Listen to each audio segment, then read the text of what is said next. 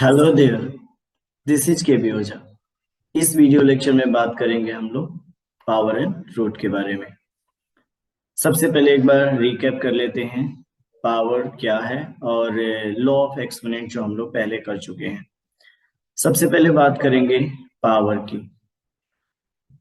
तो अगर हम लोग पावर का एक्सप्रेशन लिखें a to the power m, जहां पे a का मतलब क्या है बोलिए, बेस, और m क्या हो गया, एक्सपोनेंट। इसका मतलब क्या है कि अगर a to the power m आप लिखते हैं तो इसका मतलब है a जो कि बेस नंबर है उसको हम लोग रिपीटेड मल्टीप्लिकेशन करेंगे। और कितना बार करेंगे? m टाइम्स, यानी कि जितना हमारा एक्सपोनेंट दिया हुआ है। ओके, एज फॉर एग्जाम्पल अगर 2 टू द पावर 5 हम लोग ले लें तो ये होगा 2 into two into two into two into two, कितना बार? 5 टाइम्स। गुड। चलिए देख लेते हैं अब कि इससे रिलेटेड जो हम लोग लॉ ऑफ एक्सपोनेंट किए हैं वो क्या क्या है। तो सबसे पहला लॉ ऑफ एक्सपोनेंट जो हमने कवर किया वो ये कि अगर a to the power m है और मल्टीप्लाई करें हम लोग a to the power n के साथ, मतलब बेस सेम है, तो ऐसे स्थिति में जो हमारा पावर है वो ऐड हो जाएगा। यानी कि पावर की बात करेंगे तो ये हो जाएगा कितना, m और प्लस n। ओके, अब नंबर 2 में देख लें हम लोग। तो बिल्कुल इसी तरह से a to the power m है और अगर हम लोग डिवाइड करते हैं यहाँ पे a to the power n, तो ऐसे स्थिति में हमारा रिजल्ट क्या हो जाएगा, ये हो जाएगा a का पावर m और माइनस n। ओके, अगर उसके बाद हम लोग देखें तो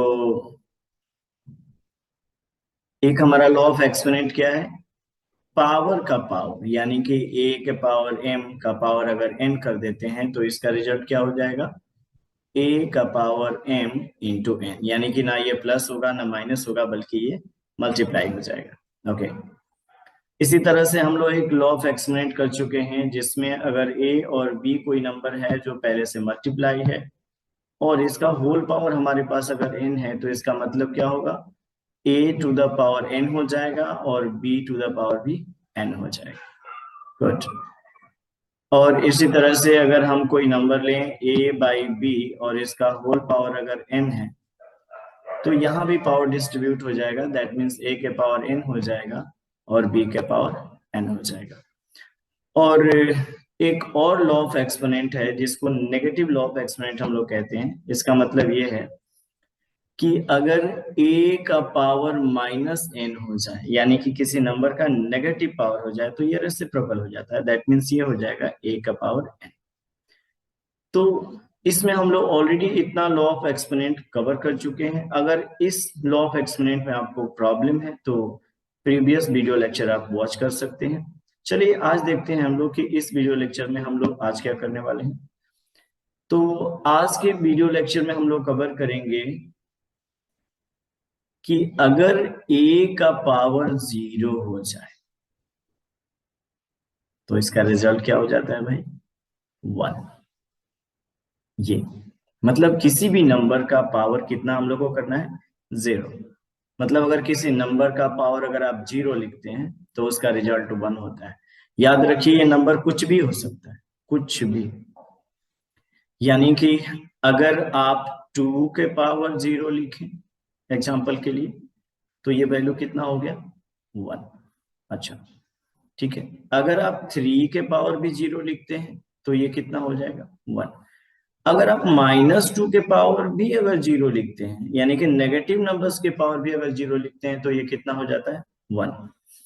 अगर आप कोई फ्रैक्शन ले लिए, सपोज करिए 1/2, और इसका पावर भी अगर आप 0 ले रहे हैं तो इसका भी वैल्यू कितना हो जाएगा, 1।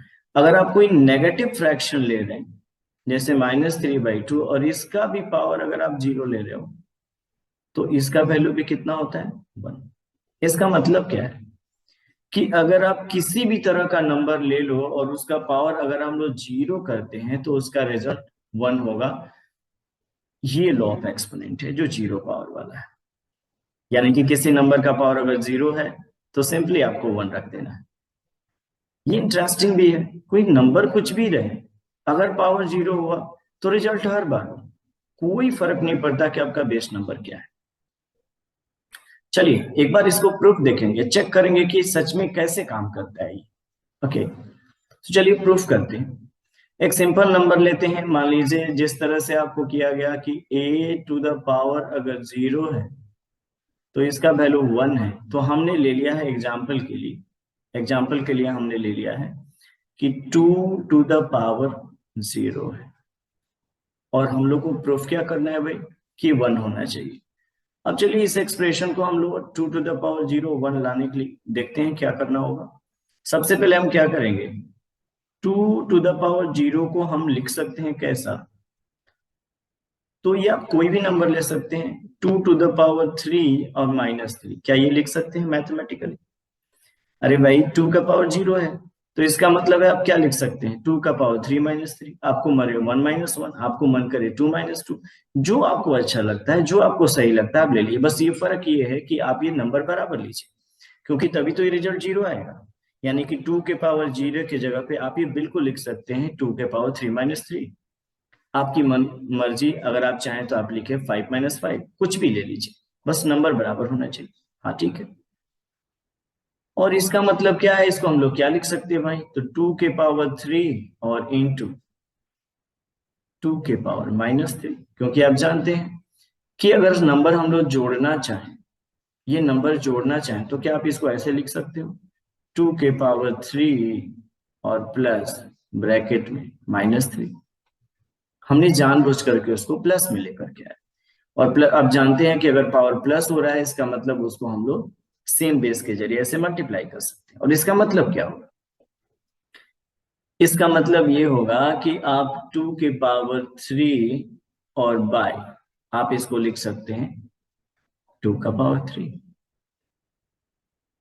और देखिए ये कट करके कितना आ जाता है 1। ये इसका सिंपल एक्सप्रेशन है। अच्छा एक और करके देख लेते, देखिए एक और करके देख लेते। जैसे एग्जाम्पल के लिए अगर हम लोग ले लिए हैं 3 के पावर 0, तो इसका मतलब आप क्या ले सकते हैं भाई, आपका मन किया तो आप ले लिए 3 के पावर -2। अच्छा एक इंटरेस्टिंग फैक्ट देखिए, इसको क्या लिख सकते हैं भाई, 3 के पावर 2 डिवाइडेड बाई 3 के पावर 2, क्योंकि आप जानते हैं जैसे यहाँ हमने इसको मल्टीप्लाई करके आपको ऐड करके दिखा दिया, और यहाँ देखिए इसको हम डिवाइड करके दिखा दे रहे हैं। 3 के पावर 0 को आप लिख सकते हैं 3 के पावर 2 -2, और इसका मतलब ये है कि ये हो गया 3 के पावर 2 डिवाइडेड बाई 3 के पावर 2, क्योंकि आप जानते हैं डिवीजन होता है तो ये डिवीजन माइनस में हो जाता है।